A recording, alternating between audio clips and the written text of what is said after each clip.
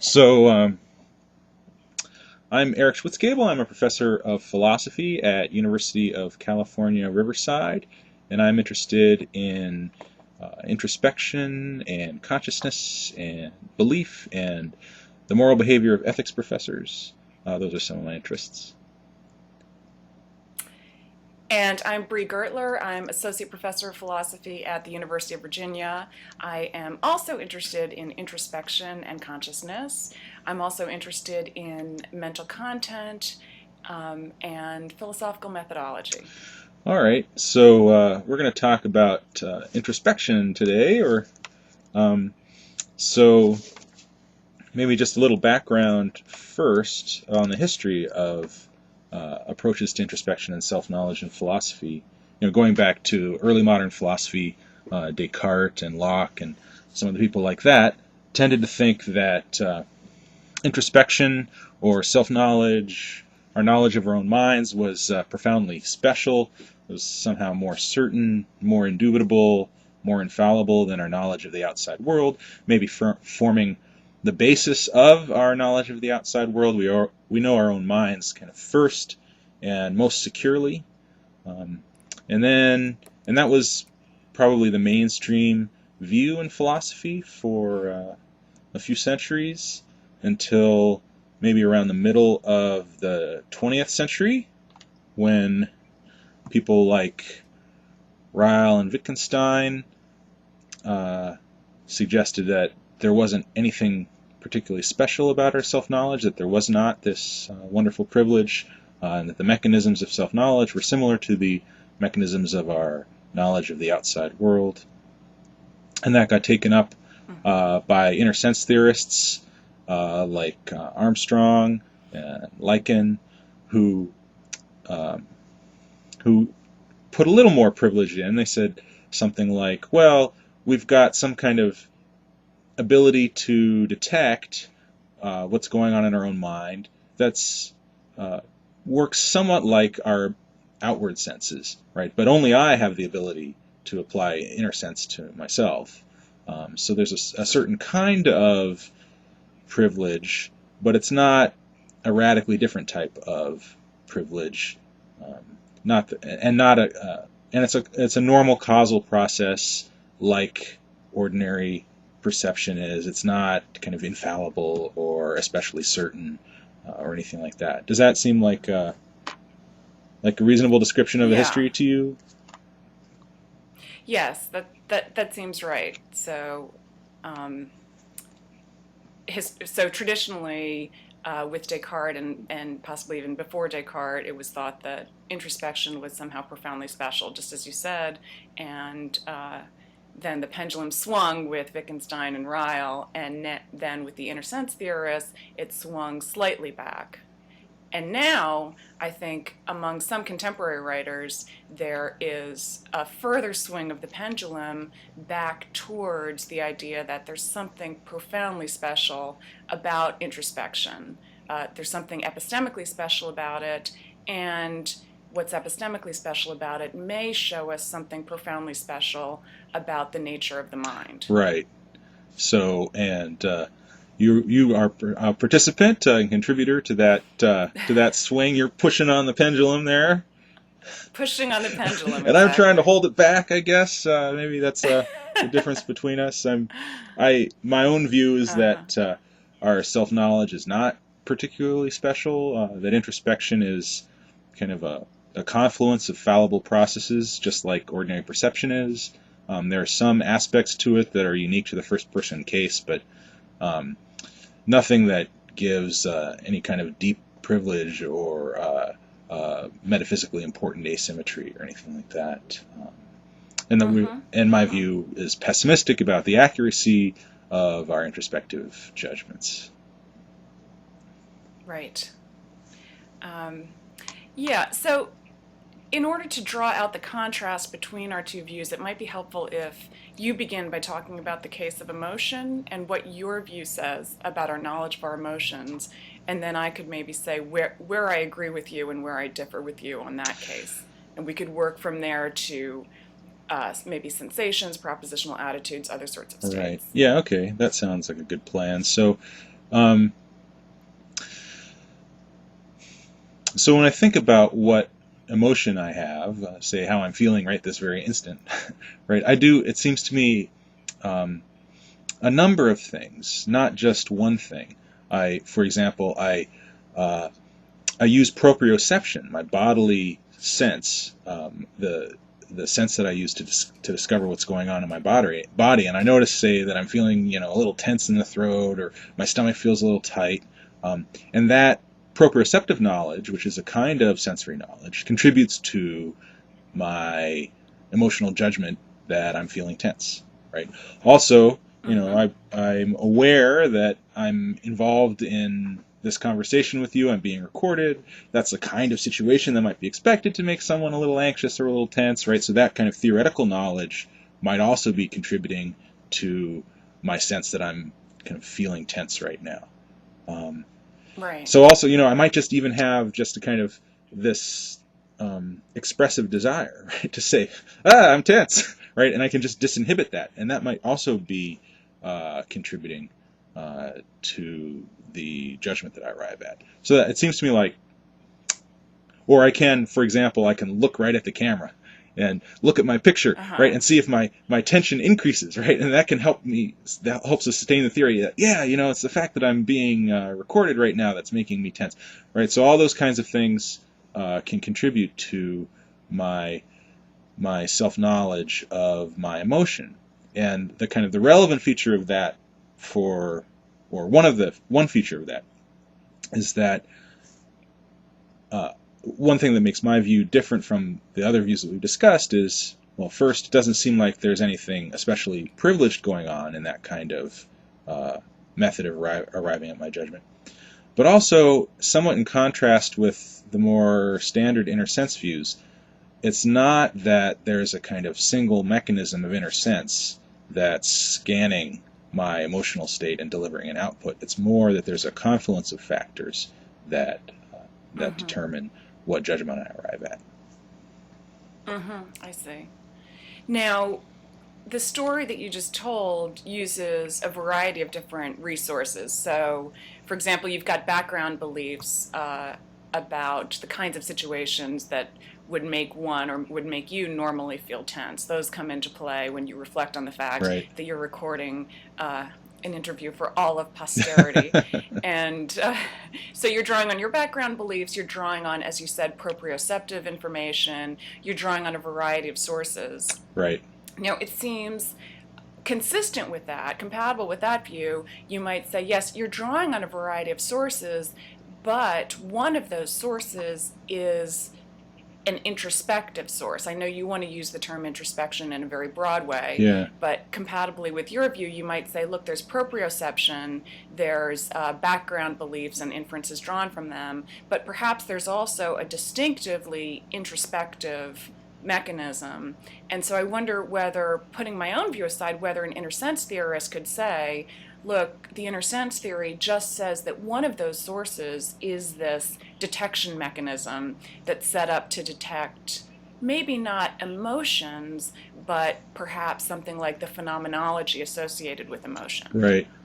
And so there's one uh, distinctively introspective source that's in the mix of all of these sources and that makes some kind of crucial contribution to your knowledge that you're now feeling tense. Right. So I'm inclined to think that there probably are lots of ways in which different parts of the brain, different functional systems track each other, monitor each other, influence each other. Um, Mm-hmm. so, and surely some of that is going on when I'm detecting my, or introspectively reaching some judgment about what my emotional experience is. Um, Mm-hmm. but I would resist the idea of kind of reifying a part of that, or maybe I shouldn't say reifying, that's too loaded, right? But taking a part of that and saying, that little part is the introspection. I'm Mm-hmm. not sure Mm-hmm. what motivates that. Introspection seems like a process that issues in conscious judgments, right? And Right. what seems like it issues in the conscious judgment in the case at hand is a confluence of stuff, not one individual subpersonal process, right? And also, Mm-hmm. it seems to me like there's a wide variety, probably, of these subpersonal processes going on. Um, and some of them probably don't deserve the name introspection.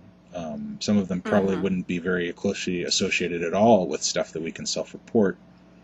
Um, so it seems to me like that kind of approach, I'm not sure what would justify finding and Okay, so labeling that some particular piece of that as here's the real introspection bit. right. So let me try an analogy, and we can see how far this goes. Yeah. Uh, so to borrow an example from Gareth Evans, I know that my legs are crossed. Mm-hmm. Now, I can know that perhaps just by using proprioception. Mm-hmm. I might know that just by using ordinary perception when I look Mm-hmm. down and see that my legs are Right. crossed. Uh, but so we don't want to say that proprioception is just the faculty that allows us to know the position of our limbs, because we can know the position of our limbs in a variety of different ways. Mm-hmm. And arguably, we can know with more justification the position of our limbs when we use more than one of those sources. Mm-hmm. So, for instance, I may proprioceptively feel as if my legs are crossed, but if I also perceive that my legs are crossed, then my belief that my legs are crossed is more justified than if it was based on only one of those sources. Mm-hmm. Now, there we might say, okay, proprioception isn't defined just as the faculty that gives us knowledge of the position of our limbs, Right. say, but it can add something beyond what's given by other faculties that also give us information about that. And so perhaps that's why we need to postulate a faculty of proprioception, because it gives us a kind of evidence that isn't available through other Mm-hmm. sources, and so can add to the justification that we derive from other sources. Right. So could we say the same thing about introspection, compatibly with your view that, look, I use lots of different faculties in determining the emotion that I'm now feeling? Yeah. Um, well, with a case like proprioception, we at least get cases where there seems to be a breakdown of a particular um, system. You get double dissociations, right, between proprioception and vision. Right, so you have people Okay. whose proprioception, as it were, is broken, or some aspect of it. Right. A proprioception is actually, Right. among the senses, probably. Uh, I think it's slightly more complicated than that. Um, but you at least get these kinds of dissociations, and you don't see those sorts of dissociations, I think, as plausibly in the introspective case. I know Nichols and Stitch have argued that you do, but I don't find their cases convincing on that in that respect. Okay. So that's one reason. One of the reasons you might want to say, okay, here's one faculty discrete and distinct from another, right, is that you get Mm-hmm. this kind of, you can get some kind of clean dissociations between those two, right? And it doesn't seem Uh-huh. to me like you get that very plausibly in the introspective case.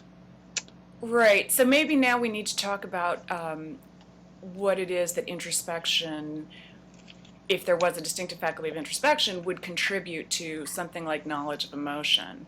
And so, in fact, I don't think that introspection contributes much, or let me put it this way, I think that knowledge of emotion very often doesn't make much use of introspection or crucial use of introspection. Mm-hmm. So, to my mind, what introspection is most important for, and I believe crucial to, is knowledge of mental states that are not defined in causal terms. Right. So I think uh, obviously there's an enormous literature on emotions, and I don't want to weigh in with anything like a definitive theory of emotions, but I think it's safe to say that emotions in general are at least partially defined in causal terms. That what it is, say, to be angry is defined in part by a tendency to I don't know, snap at people around one, et cetera, et cetera. Hmm. Maybe also in physical terms, right? In terms of your heart rate or whatever's associated with anger. So Yeah. um, I think that intros- that introspection, in the sense that I think of it, is not a faculty that tells us about mental states that are causally defined, precisely because introspective observation doesn't give us a glimpse into the sorts of causal relations that would define something as anger, say. Right. So what if I kind of in the example, what if I said, okay, what's going on is I'm reaching a judgment about my emotional phenomenology is what my experience is of Yes. anxiety, as opposed to kind of whether I have anxiety construed as an emotion that is partly constituted by non-experiential, non-phenomenological stuff. Yes, That would be more like exactly. introspection in the sense that would involve, or more centrally involve, introspection in the sense that you have in mind. Uh, right, right. So can I give an example Sure. here? Yeah. And this is an example that I read in Tim Wilson's book, but I can't right now remember whether it was his study or someone else's study. I'm pretty sure it was Hmm. someone else's study. Hmm. And this is the Love on the Bridge case. Do you know Oh this yeah. Yeah. case? Right. Yeah, yeah, yeah. So they sent experimental subjects out onto a rickety bridge where they were interviewed by, I guess, an attractive interviewer, and I think these were male subjects and an attractive female interviewer, and afterwards asked the subjects whether they were attracted to the interviewer. They also had the same interviewer interview other subjects on solid ground. And the Hmm. ones that were on the rickety bridge reported being attracted to the interviewer much more than the ones who are on solid ground. Right. And so the idea is that the the slight fear that they felt being on the rickety bridge, the increased tension, they interpreted as attraction to the interviewer. Right. Right. And so I think introspection would not tell you the source, the causal source of your increased stress, your increased tension, whether it was due to being attracted to the person that you're speaking with, or instead to worry that Right. you're going to fall off the rickety bridge, Right. or Right. that the rickety bridge is going to collapse. But it might tell you, I think it would tell you, the pure phenomenology of the experience, the what it's likeness. And then the question of how to interpret that, the question of whether that reflects the emotion of sexual attraction or an emotion of fear, that is beyond the province of introspection, as I understand it, because that has to do with the causal sources Right. of it. Yeah. Yeah, that seems plausible to me. I mean, one feature of that kind of a particular take on emotions, which you see in that experiment, I forget who ran it, and in Schachter and Singer, Uh um, huh. is that emotion is kind of thought of as more or less generalized arousal, and then there's an interpretation that's put on it. So it sounds Right. like, if you're, I mean, I don't know how far you want to go with that, but it sounds like maybe the only phenomenal component of emotion, if you go and adopt that type of view, would be just the amount of arousal, and then everything else would be causal. Um, maybe, So you're not maybe. you're not committed one way or another on that. Yeah, I'm not. Yeah, I mean, I'm hesitant because again, I don't have anything like a theory of emotions. Right. So what I'm committed to is just that it's only the non-causal aspects of the experience that introspection is even plausibly crucial for, right? Or Right. it will, I should say that introspection will plausibly give us some kind of definitive information about. Right. Yeah. The reason that particular issue is relevant to um, the the example that we started with is Mm-hmm. that if you think that the phenomenology of emotion is more specific than that, if you think that maybe Yeah. there's, say, a distinctive phenomenology of anxiety, which would be opposed from other kinds of, say, negative arousal, things like anger or jealousy or something like that, then um, then you might think that part of what I'm doing, and I guess my view is that when I'm reaching a judgment about when I was then reaching a judgment Mm-hmm. about being anxious, right? Mm-hmm. Part of that was, and I think I'd hoped that I phrased it this way at least once, right? Part of it was about feeling anxiety or having phenomenology of distinctively anxious phenomenology, right? If you think there is such a Right. thing, then that could be, um, then some sort of sensitivity to that might be part of what's feeding my judgment uh, about being anxious, Uh-huh. construed partly causally, and also the the the judgment about the phenomenology is partly being influenced by my background theories, my knowledge of the situation, my proprioceptive knowledge, and that sort Right. of thing. Yes. So Yes. the phenomenal judgment and the emotional judgment construed more causally are kind of tangled together, and maybe even a little hard to separate. It's maybe not entirely Yeah. determinately clear which I'm reaching a judgment about. And they've Right. got the Yeah. same Good. kinds of causal influences on them and that sort of thing. Mm-hmm. Yeah, and I agree with that. So maybe this is a good place to bring out the kind of narrowness of our disagreement, because in fact, I agree with you that first, our judgments about things like emotions are based on a variety of sources. Second, introspection on its own can't distinguish one emotion from another for the reasons that I just gave. And third, introspection and how we interpret the data from introspection can certainly be influenced by background beliefs and other non introspective sources.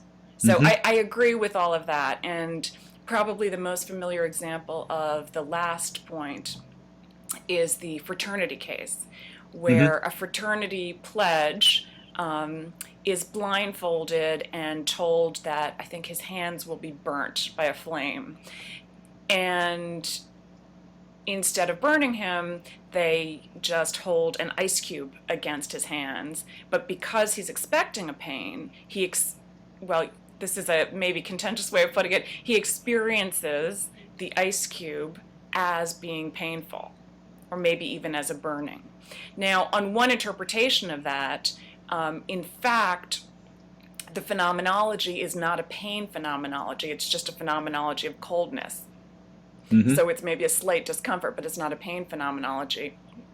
Right. However, his background belief, his expectation of pain, leads him to interpret the phenomenology as painful. Right. So that's at least that's one interpretation of the case, Right. and on that interpretation, whether that the interpretation is right or not, it's plausibly correct about some case like that. On that interpretation, it shows that background beliefs can affect how we view phenomenology. So I do Right. agree with that. And so my claim that introspection is epistemically special in some deep, profound way, epistemically different from uh, perception, for example, isn't the claim that in general we don't make introspective errors, or introspection is infallible, or Mm-hmm. introspection can never be corrupted by background beliefs, say. My claim Mm-hmm. is just that in highly circumscribed conditions, uh, Mm-hmm.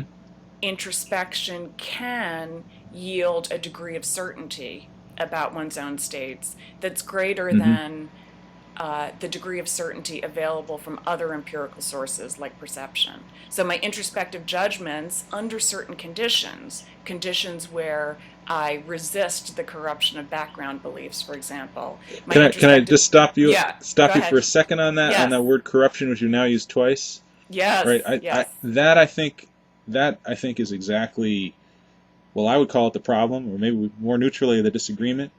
Is it Uh-huh. to think of the process of introspection, or really almost any cognitive process that transpires at a kind of a personological level that issues in conscious judgments, to think of it as the kind of thing that could be corrupted by background beliefs, Yeah. as though background beliefs were some kind of thing that was alien to it. Yeah. Yes. Right?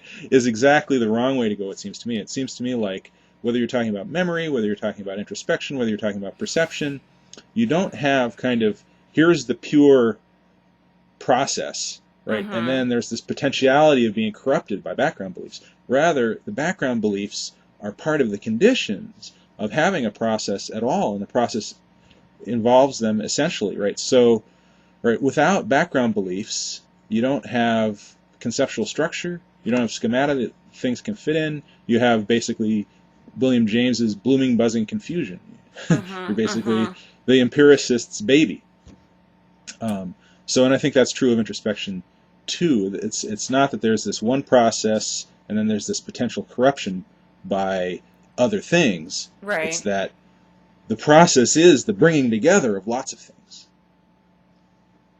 Right. Okay, so we can agree that ordinarily we bring together lots of things, and I'm not even saying that background beliefs generally are a corrupting influence. Uh-huh. Okay, so it may be that ordinarily we rely on a variety of sources just in the way that you describe. Mm-hmm. So my claim about introspections being epistemically special has to do with a really very specialized case, and it's a case that we probably don't encounter very much in everyday life. Mm-hmm. And so the issue is just whether. So again, take the fraternity case. There, the background belief, at least on the interpretation, that we're considering, the background belief is corrupting because it essentially distracts the subject from carefully focusing on his phenomenology. And because he expects pain, he reads the phenomenology as pain based on the expectation rather than based on the phenomenology itself. So in that case, it's Mm. corrupting. And Yeah, I I'm guess not I wouldn't saying that say it's that. generally corrupting. What? Go ahead. Right, so just about, I don't know if we want to get too much into that particular case, but Yeah. I don't think it's corrupting in that case, other than the fact that it happens to be false as a matter of contingent fact, right? If they were to really put fire on his hand, Yeah. then that expectation would be not corrupting, but helpful. And it's just, it's part of the process that's driving that's appropriately driving the judgment. Now, it happens to be a matter of contingent fact that in this case it pushes this person in the wrong direction, right? Right. Um, Okay. So but so that's why not isn't corruption. it That's just misfortune. right? But why isn't it the case that well, why isn't it the case that if he were to base his judgment purely on the phenomenology, and maybe you think that he cannot do that, maybe you I think that the guess I do phenomenology think itself I can't. think you can't do that. Right. So How I could you would base anything? say Yeah. that if he were to base his judgment purely on the phenomenology, then it would be more likely to be accurate than if he based it in part on the background belief. You Because the mean judgment is just about in the nature of the general, phenomenology. even in you mean even in the veridical case, even if they really put fire up against him? Um, well, so when I say more likely to be accurate, I mean given precisely that these background beliefs can mislead. Right? Obviously, if we build in that the background belief is correct, then any judgment based on that belief will also be correct. Right. But what I'm saying is, in So general, unusually as a they source, careful introspective attention to phenomenology may be more reliable uh, than relying on background beliefs. Yeah. See, I'd flip that on its head. Yeah. I think, what you really know, it's unusual when something like that happens. Most of the time, say, I know what's going in my mouth. I know it's a burrito. I know it's got cheese in it, right? And I know that much better than the fact that I know I'm having anything about my taste experience, right? So to the extent I can rest my judgment on my secure knowledge of the fact about, that there's cheese in this thing that I'm eating, Yeah. that's securely grounded. If I somehow try to, and I'm not even sure it makes sense to do this in a kind of pure way, right? But to the extent that I try to bracket that, Yeah. um, I I'm now trying to base my judgment on stuff that I'm much less familiar with. There's much less in our evolutionary history and in our development and in our social conditioning that kind of would lead us to think we'd be accurate judges So, of and be so let me reinforced ask you, for. in the cheesy burrito case, what Yeah, exactly is the content of the judgment here? I'm having a taste experience of cheesiness. Okay, How's that? right. So if having a taste experience of cheesiness means having a taste experience of the sort that's ordinarily caused by eating cheese, then it I don't looks like it's know. I causally don't know. defined. So then that's not going to be right. Well, Obviously, that's going to rely on lots of background beliefs. yeah. See, I don't. That seems to me like that's putting too fine a point on it. Okay, so then tell me. I'm So not yeah. So you're right. So yeah. Go ahead. yeah. um, yeah, I know. So you want to pull apart. My impression is this correct? That you want to pull apart a kind of in the taste experience of cheesiness case. You want to pull apart that judgment. I'm having a judgment of the sort that's typically causally Right. caused by such and such versus The intrinsic phenomenology of the experience. the intrinsic What it's phenomenology of the experience. like. And, Yes. yeah, so I kind of think those things are hard to pull apart. Right. Yeah, I don't Now, deny that maybe there they can be pulled apart. yeah, I don't deny that this is difficult. I don't deny that it's complex, but the claim is just that attending to the phenomenology itself, careful attention Yeah. to the phenomenology itself, will give you more certain knowledge of the intrinsic nature of the phenomenology than background beliefs will. But I think you've got to categorize the phenomenology using concepts that are already in your repertoire. Yeah. And that is going to involve maybe not appealing to them as essentially as in the formulation that you put, right? That Being caused it's by of the cheese. sort that would typically be caused by, right, Yes. right. But you've got a concept of cheesiness, Yes. right, based on previous cheese experiences, and you've got to kind of reapply that concept to this case. Now, maybe that way of applying the concept can be pulled apart from the causal claim such that that concept could be correctly applied even if the causal claim is false. Okay, so let me say that I think right here we're getting, I was going to say to the meat of the issue, but we're already talking about cheese. To the That's what cheese of it? I think right here we're getting to the heart of the disagreement. So, Yeah. I would like to put the disagreement in the form of a Euthyphro question, if I could. Okay. Okay. Um, so here's the Euthyphro question. Mm-hmm. I'm just formulating this a little bit in my mind. Okay. Okay. I I can recognize the taste of cheese because I know what it's like to taste cheese. Okay. Versus I know what it's like to taste cheese because I can recognize the taste of cheese. Now, if you think that the concept consists in something like a general disposition to recognize that quality, if you think that the concept of, let's say, phenomenal cheesiness consists in a disposition to recognize cases of phenomenal cheesiness, if possessing the concept partially consists in that disposition, then you're going to Mm. say, well, of course, in order for me to apply the concept of cheesiness to this experience, I have to draw on this disposition or this ability, which is a general thing which depends on past experiences and beliefs about what was and was not cheesiness. Are you with me Mm-hmm. here? So here's what I think. Yeah. I think that it actually is the other way around. That is that um, I know what it's like to experience cheesiness, and that knowledge of what it's like explains why I'm able to recognize cases of cheesiness. But my ability to recognize those cases doesn't even partially constitute my possessing the concept.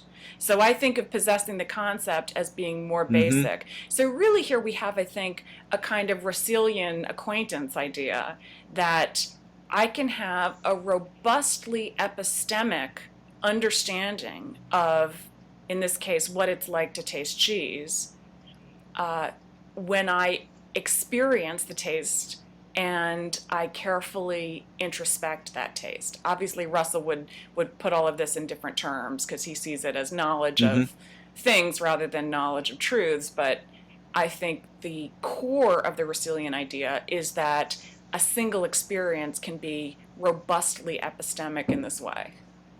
And I think that that's going to be our core Yeah. disagreement. I think you're going to say, no, a single experience can't be robustly epistemic. It can't reflect the exercise of genuine concepts. Those things are all have to do with regularities.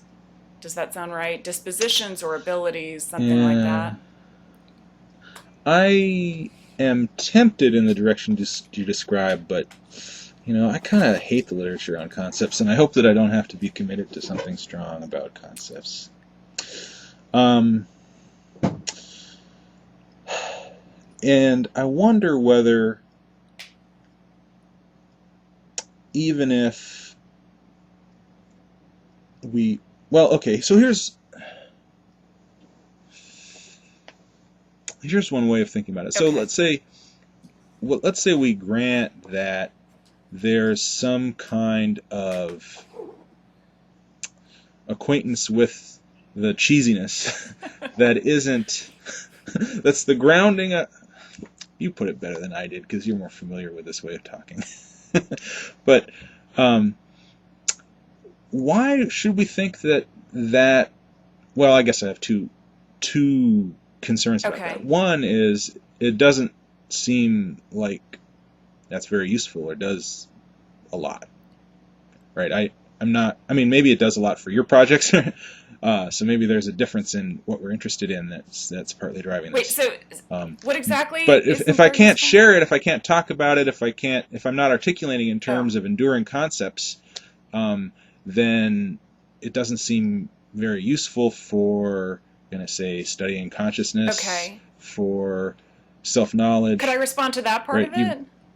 Yeah, okay, yeah, Okay, yeah, so what I would say is I'm not denying that one who has a concept is ordinarily disposed to recognize instances of that thing, right? Who has the concept of a yeah, certain yeah, so I actually think that that's true.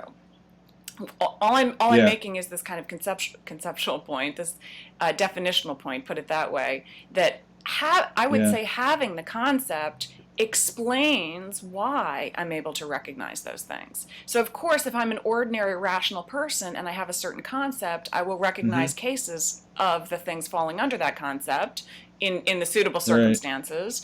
But it's so this is why it's a Euthyphro question. It's which is Mm. explanatorily more fundamental. And I think that the pure Mm-hmm. epistemic possession of the concept, the knowing what it's like to experience cheesiness, is what explains the Mm. regularities rather than vice versa. Yeah, yeah. Okay, yeah, I see. I feel okay. I'm feeling somehow the way that you're restating Mm-hmm. it is making me feel more comfortable that I do just disagree with you completely It's making you feel on this more point, and comfortable maybe to don't want disagree with me? to more Okay. comfortable about the fact That we, that, yeah. or clearer that I disagree with you about that, Okay. right? Because I don't want it to be the case that, or in my view, it's not the Yeah. case that our judgments about the outside world are somehow grounded in our judgments about our phenomenology, right? That's the language I feel more comfortable using, right? Uh, Mm-hmm. right, to the extent that what you're saying is the reason that I know that I'm tasting cheese again Mm-hmm. is that I have this knowledge of the phenomenology of cheesiness. Okay, so I'm not actually saying that. I'm not making any claims Oh, okay. about perceptual knowledge. So I'm not Okay. saying that perceptual knowledge is based in introspective knowledge. In fact, I think that we don't make introspective judgments very often at all. So I don't think that introspective Okay. Okay. judgments form the basis of our perceptual knowledge. I think that the vast Okay. majority of times we just go straight to the perceptual. Right. Okay. Okay. So So maybe, what I'm saying is so that introspective judgment. Go ahead. Go ahead. I withdraw my feeling of understanding and Oh have no. lapsed again into confusion. All right. So look, So, introspective judgments may be more certain or more epistemically secure than perceptual judgments, without it being the case that perceptual judgments are usually based on introspective judgments. I'm saying the first right. thing, but not the Yeah, second. I see. Yeah. Right. So I'm not getting the Euthyphro thing then, and I'm feeling this is not at all meant as a criticism. I'm just feeling like maybe I'm being a little dense. Um, Okay, so maybe this will help with the Euthyphro thing. So let's just treat, I want to treat the Euthyphro thing just as a claim about phenomenal concepts. So for me to have hmm so now we're just talking about phenomenal cheesiness, the what it's likeness. Okay.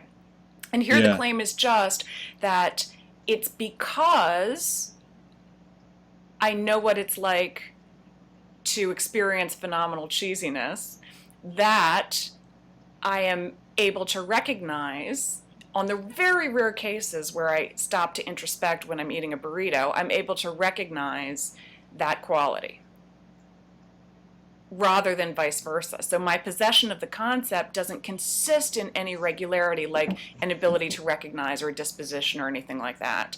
That's what I'm saying. Yeah. But now this perceptual knowledge doesn't involve, or at least doesn't ordinarily involve, the application of phenomenal concepts. So that Euthyphro issue is separate from the kinds of concepts that are involved in Right. ordinary perceptual judgments. Okay. Okay. Yeah. We got that Okay. part now. Okay. So, shoot.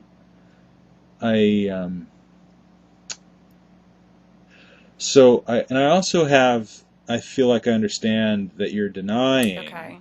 that what it is to have a phenomenal concept is to have some kind of recognitional capacity, Yeah. right? Some kind of maybe what I'm not getting is the more positive part of that.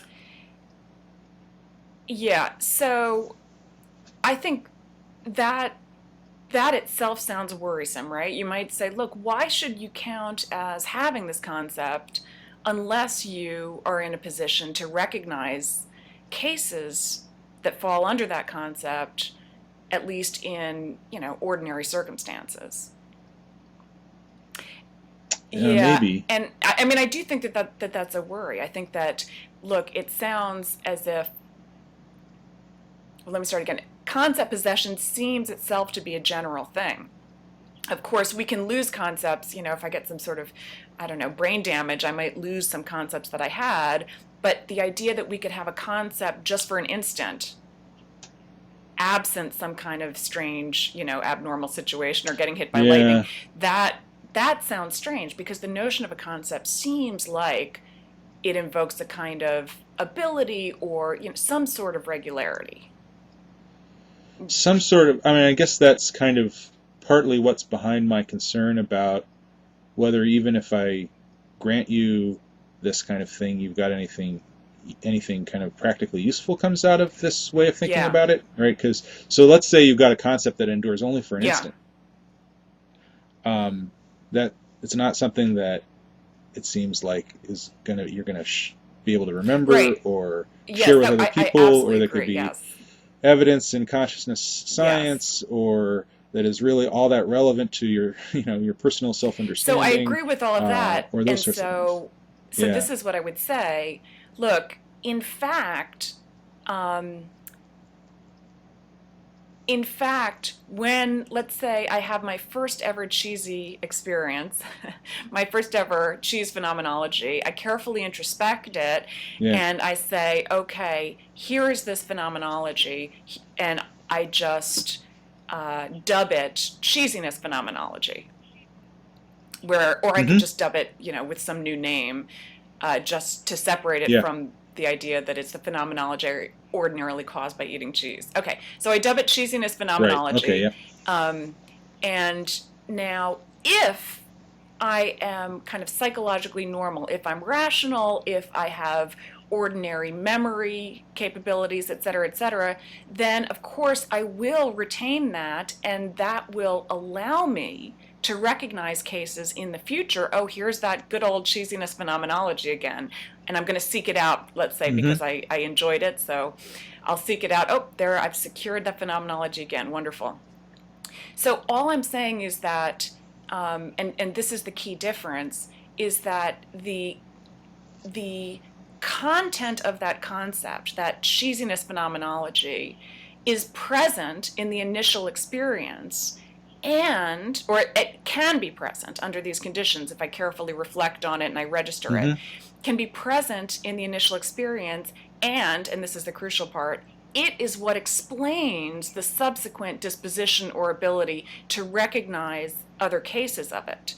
So the other side Mm-hmm. of the Euthyphro question, and my guess is that this is the side that you'll want to occupy, says no, no, the content of the concept cannot be contained in that single instance. It's got to be something like this regularity or disposition, because you can't have something, and I'm Yeah. calling it epistemic, and what I mean is that my judgment the first time that I taste the cheese and reflect on it, my judgment that I'm now experiencing this, or I'm now experiencing thusly, something like that, I think that judgment has genuine epistemic content. It's cognitively significant for me, and it's epistemic in the sense that it can count as knowledge. Whereas I think you want to say, no, no, Mm-hmm. um, it doesn't count as epistemic unless it consists in or partially constitutes a kind of regularity of dispositions or abilities. And so I want to see, what it is to possess a concept, for a concept to be cognitively significant or to have epistemic significance for someone, uh, has got to at least partially consist in some kind of regularity. Does that sound right? Yeah. I find myself tempted toward that, but I don't want to be committed Okay. to that. So I guess so that leaves me wondering whether um, I could sustain my view even if I deny that. So let's Yeah. say that we go with your side. I think I now finally understand, and I'm sorry for being No, slow no, no. about this, right? But I think I now finally understand the Euthyphro way of characterizing this. So what if we go your direction and say, okay, I've got this. I taste the burrito and I say, okay, forget about all my past knowledge about cheese or whatever, right? Just this experience. I'm gonna call this taste experience that I'm having Mm-hmm. right now of this cheesy burrito. I'm gonna call it, you know, glue, Okay. right? And I should have thought of a better word. I've now called it. I've now dubbed it glue, Yes. right? So that's with two O's. Uh, so so and then Mm-hmm. later, say someone I go to a taste laboratory and someone drops a little droplet in my mouth and I say, "Whoa, Yeah. that's glue again," right? And maybe I do so Okay. accurately, right? And uh, and the reason that I do so accurately is that gosh darn it, I've had glue again, and I recognize that piece of my Right. phenomenology, and that um, then we do the Euthyphro thing your direction with Okay. that, right? So that it's really kind of the attunement to my phenomenology that's driving the recognition, right? Rather than the um, it being Right. constitutive of having the Right. concept that I was able to Right. recognize it that way. Um, so okay, so let's say we go with all that. I don't have like a really principled Okay. objection to that, because I don't. I'm not. The whole literature on concepts just drives me a little batty. So, um, so all right. So let's say we say all that. Why think that I'm going to be especially good at this? Yeah. Um, why think that this is that I'm there's going to be a lot of privilege going Yeah, on good. here? So I actually uh, don't think, well, let me put it this way. It's not crucial to my view to claim that once you have experienced the phenomenology, then you're going to be especially good at recognizing it in the future. Because that already is a kind of, Right. Yeah. Got so that. my claim is not, Right. and I think this comes up in the question about whether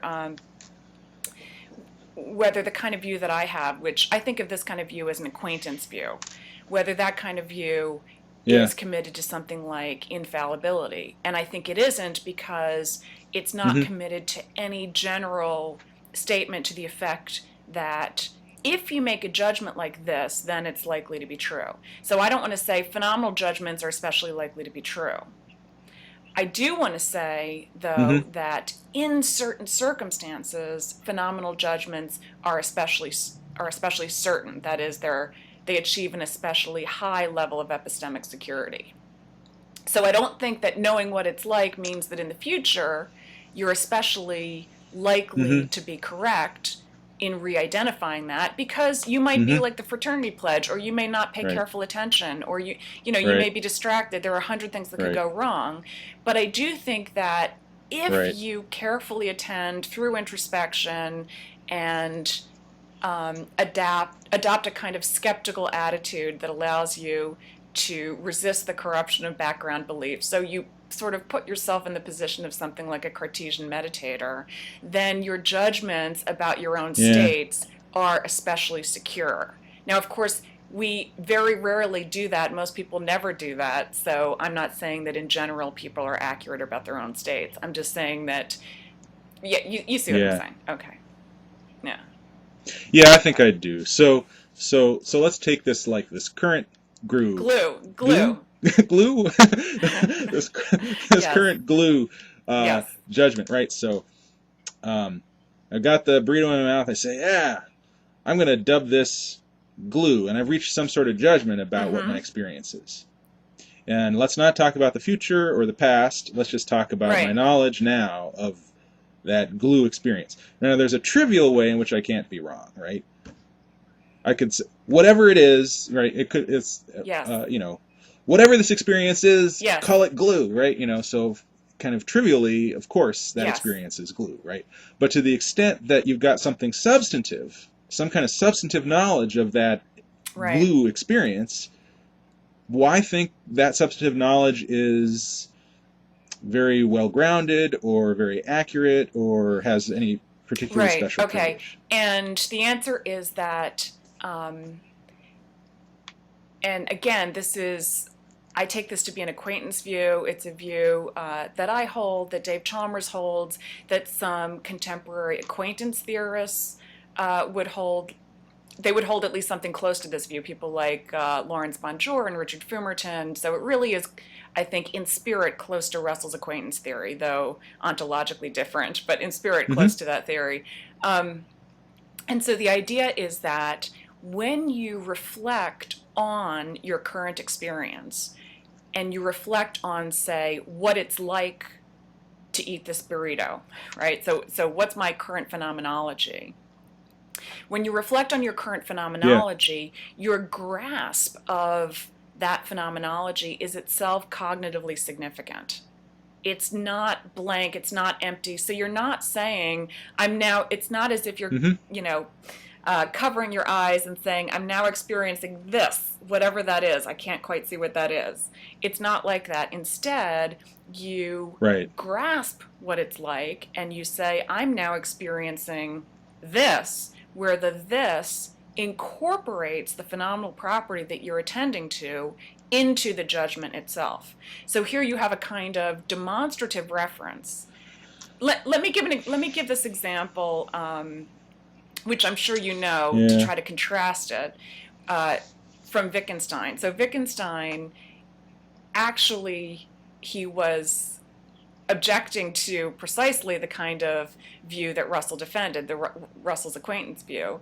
But somewhere in the private, and Yeah. I don't pretend to really understand what he was about, but somewhere in the private language argument, he gives this great example where he says that introspectively attending to a sensation and naming it doesn't show that you really understand, and it doesn't express knowledge of the sensation, because it's analogous Mm-hmm. to putting your hand on top of your head and saying, I am this tall.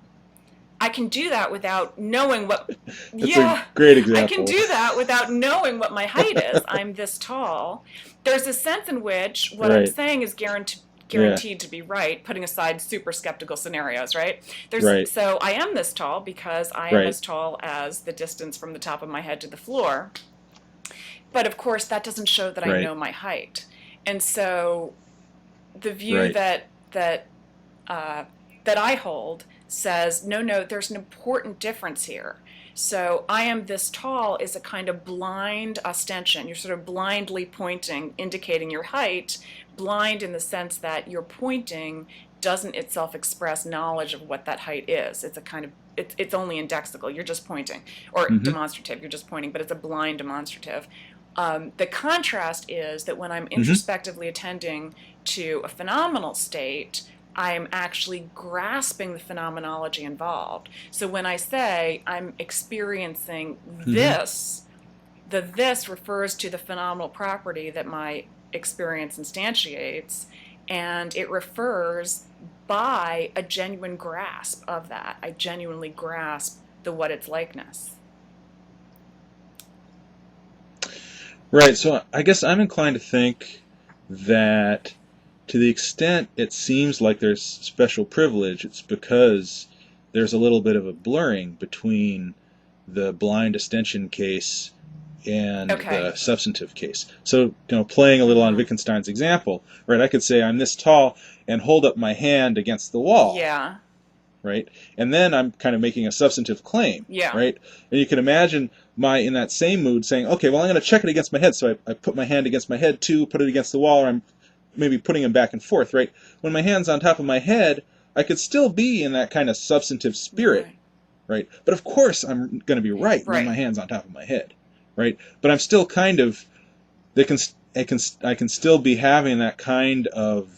It's not quite the same as doing it as a joke, right? Or closing your eyes Yeah. and pointing, right, and saying I'm Yeah. pointing at this, right? There can still in that kind of case be there's an aspect that's kind of infallible, uh, and there's an aspect that's substantive.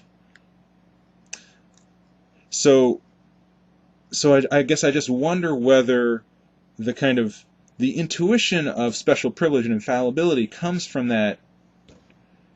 merging those together more than they should Mm-hmm. be, right? To the extent that we're infallible, it's that maybe I'm just repeating myself, but right, to the extent that we're infallible, it's that we're taking advantage of the fact that there's a certain kind of self-referential Mm-hmm. structure to what's going on that guarantees its truth, right? But to the extent that it's substantive, to the extent you're really kind of grasping, and in saying this, I'm trying not to build into trying to get the Okay. Euthyphro Yeah. thing right, Yeah. so I'm not presupposing the falsity of your view. But to the extent that you're really grasping what's going on,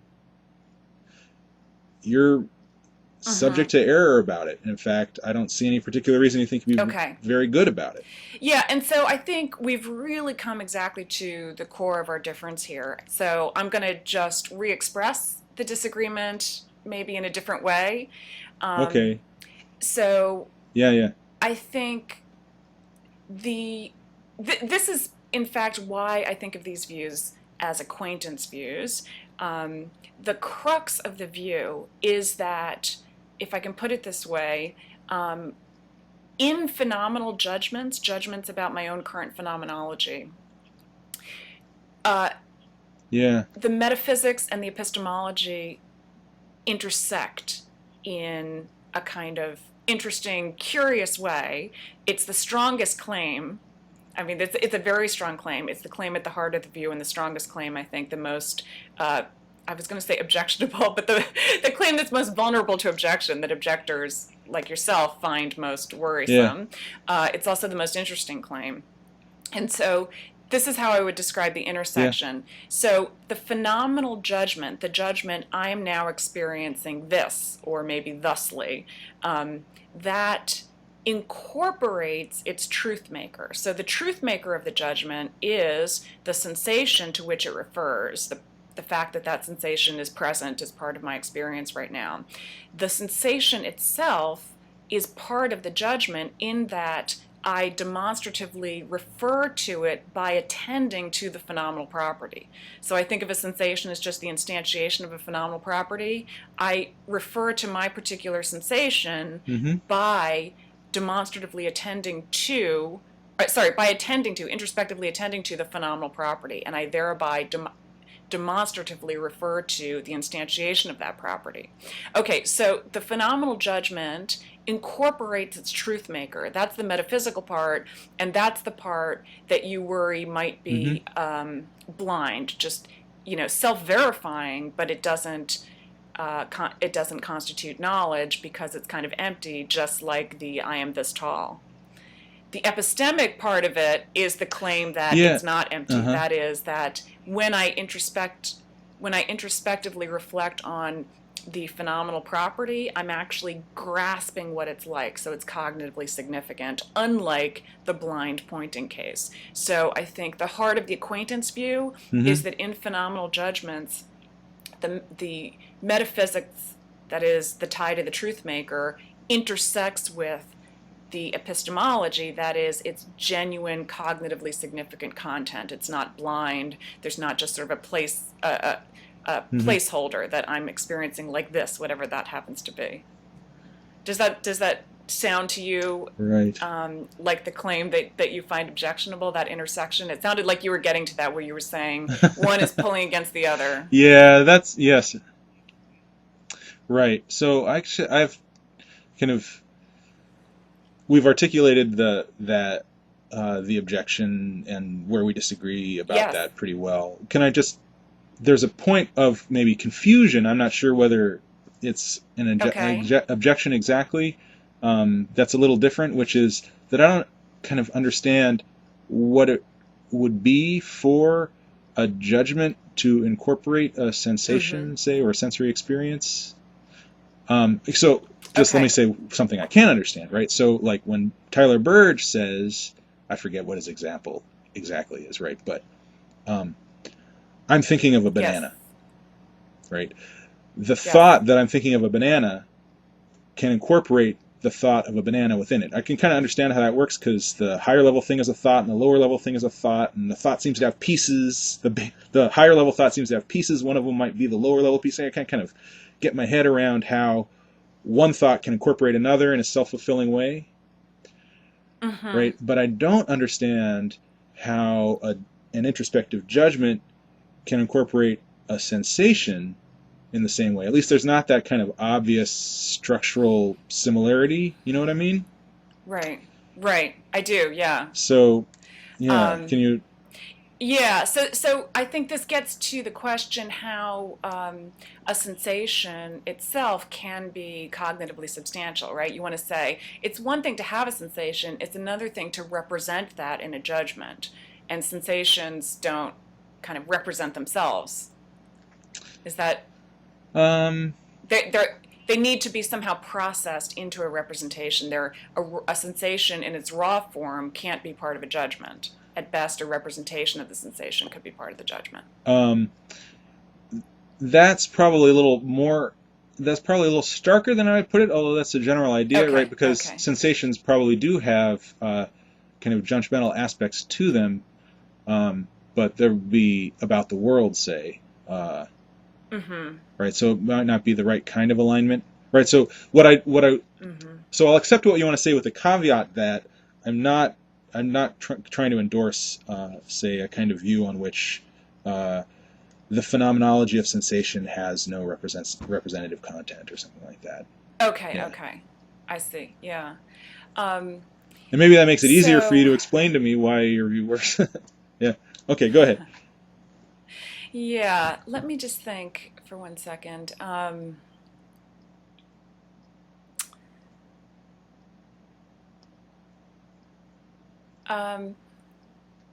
yeah, I'm not sure. So I think maybe the best that I can do is to invite you to try this out for yourself. Okay. So I've tried. suppose that you, yes, yes, yes, yes, yes. Okay. Um, well, Eric, I don't know. You could be a zombie, so maybe that's a bit more. Because how would I really know when you come down to it? All right. So suppose that you just pinch yourself. All right. So pinch your hand, Okay. not too How am I hard. pinching? All right. We don't want Okay. to. All right. So you pinch yourself gently, Uh-huh. and let's say you close your They're eyes so closed. that you can really. Okay, so that you can really focus on the phenomenology just of the pinching sensation. Yep. Now, you have all sorts of beliefs, true beliefs Yep. about that sensation, like it's caused by the fact that you're now pinching yourself. Right. But just think about what I would think of as and this may be question begging, the intrinsic qualities of that sensation. Right. Just think of what it's like. And you Right. could even entertain your favorite skeptical scenario. So think about the fact that even though you believe, probably rightly, that it's caused by your pinching yourself, Yep. you could be in a matrix scenario or a brain in a vat, or there could be an evil So, genius or whatever. Think of your right. favorite skeptical scenario that can help you focus your attention just on the So is the phenomenology. spatiality of it part of its phenomenology, like how far it spreads through my egocentric space, and whether it's got a kind of sharp point or whether it kind of, spreads more diffusely? Could that be part of the relevant Yeah. intrinsic concept? Right. So that's So, not about its so, cause or anything like that. And that seems to me like the kind of right. thing that we can easily get wrong about sensations, even when we're focusing on them for the moment. So, like at the dentist's, right? The dentist says, "Oh, where exactly does Yes. it hurt?" And I'm like, it's hard to nail down the spatiality of it, to say exactly where it's located, or whether maybe it's not exactly located in a vague thing. I mean, right? That seems like Right. the No, kind no, of it, thing that's yeah. not a causal problem. It's just like, well, the intrinsic spatiality of sensation is actually a little hard to grasp. Right. It is hard. Okay. So when you're doing this, you're again um, adopting this very skeptical posture. So anything that seems to you kind of difficult or questionable, you can let go of. So it may be, my claim is not, of course, that you can grasp the entire phenomenology accurately in a judgment, Mm-hmm. right? If you remember the old speckled hen Mm-hmm. example, that suggests, examples like that suggest that phenomenology may well outrun our powers of introspective discrimination. So use a very high bar and don't form a judgment about the phenomenology if that aspect of the phenomenology is at all unclear to you. Mm-hmm. I still think there will be some aspect of the phenomenology, some basic feeling of a pinch that isn't prey to that sort of worry, the speckled hen worry, Yeah. right? That is well within your powers of introspective discrimination, where you don't feel at all unsure, is this really a pinching quality? Right. And I'm using the term pinch, but of course, I don't mean to suggest Right. that. Yeah, the judgment is that it's caused by actual physically Right. pinching. Yeah. Right. So Right. the claim is just that you can form a judgment to the effect that my current experience is this, where the this is filled in by reflection on the phenomenal property. And by reflecting on the phenomenal property, whatever it may be, something very rough and general and very gross in that sense, to avoid the speckled hen, Right. Right. right? Um, by reflecting on what it's like, Yeah. you can actually grasp it in a cognitively significant way. Yeah. Whatever it is that you call it, but you can grasp it in a cognitively significant way, and that can contribute something with genuine cognitive significance to Right. the judgment. So your Yeah. judgment, Yeah. yeah, That seems reasonable to me, but it seems like in perception we have the same thing. I mean, if we set aside radically skeptical scenarios, okay, then I can look out at the world and I'm seeing a computer. I'm seeing it's got a picture of my daughter on it. I'm looking at my chair. I see, that I'm sitting on something blue. I Those Right. kinds of things seem pretty hard to doubt too, right? And the Well, amount you say that's if you set aside skeptical scenarios, but see yeah. that's the difference, right? Is that I'm I'm saying that the phenomenal judgment just attains a higher bar on the epistemic ladder, a higher step. So skeptical. Yes, So you couldn't because you get a don't even skeptical have to. scenario. It could be an evil genius, and you still Well, there are right. evil Yeah. Well, geniuses. maybe this is something we Depends on how they disagree it about. depends on how the evil genius works. Right? If the evil genius is only allowed to work outside your brain and affect your senses, then that's kind of not fair.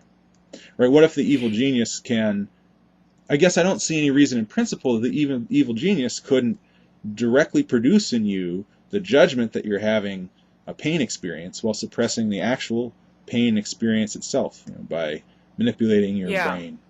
Um, Um, okay. So yeah, this really gets to the nitty gritty.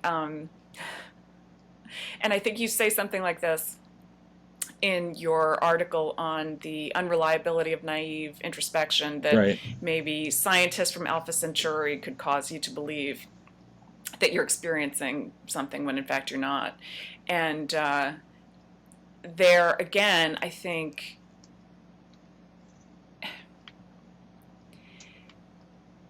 it may just be that our basic intuitions when we try this out, when we do the thought experiments, differ.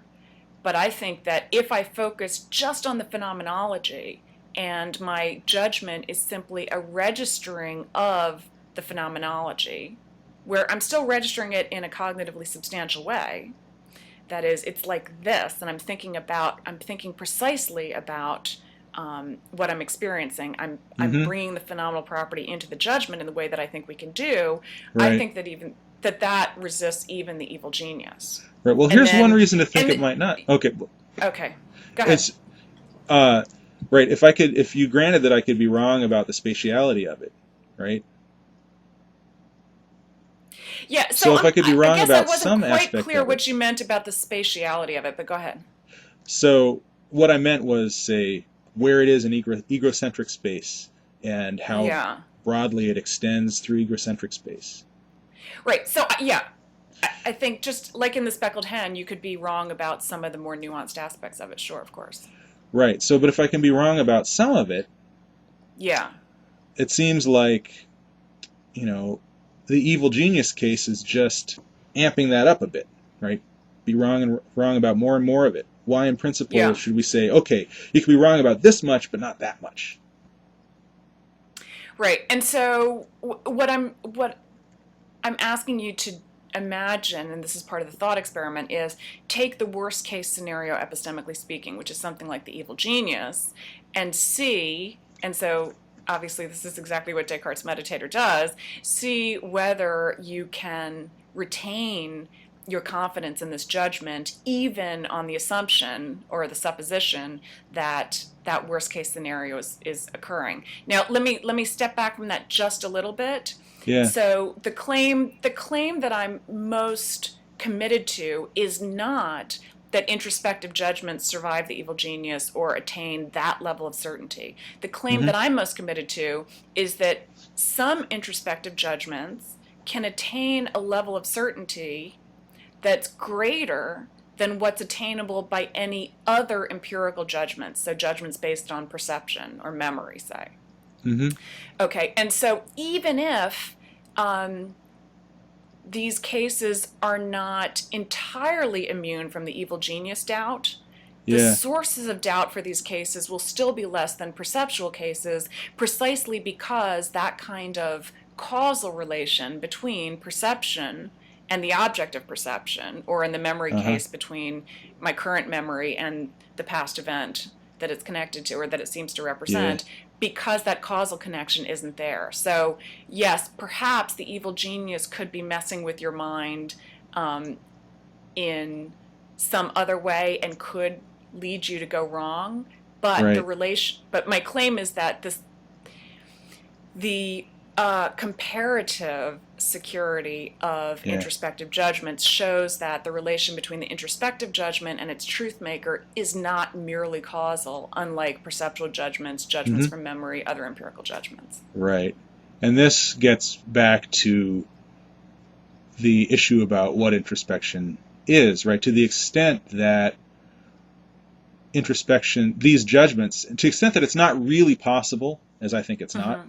to have judgments like that are kind of not informed by your background beliefs, that are not building on pre-existing concepts and schemata and theories, and that sort of thing. To the extent Mm-hmm. it's not possible to set all that aside in reaching the judgment, then what you said is not gonna work out.